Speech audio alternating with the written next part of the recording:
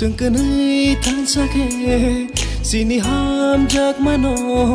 cho tao đi xe mò sơ nam lại nó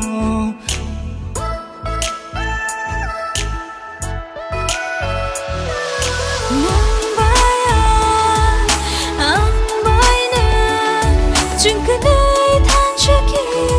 xin đi ham chắc mà nó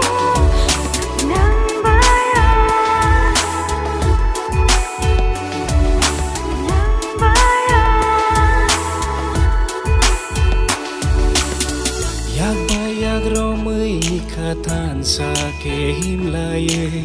lama lam kolok thang lại na chừng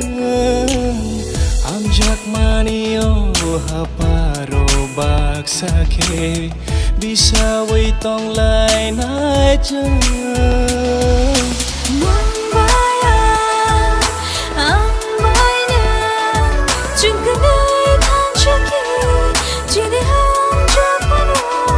cho tao đi xe mò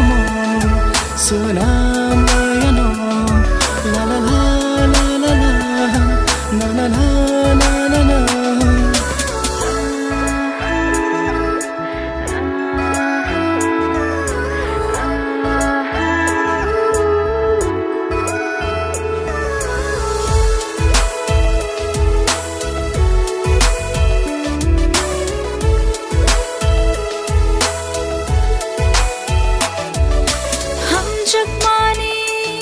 chừng khó được nơi ni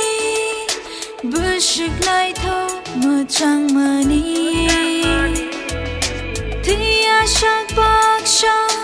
cứ này khát than xa tô người ta na chưa mai để đi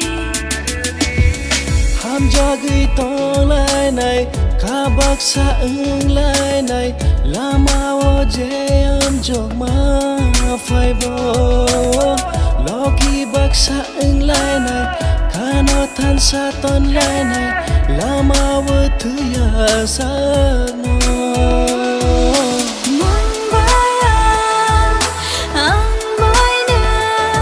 chừng cứ nơi than xa khe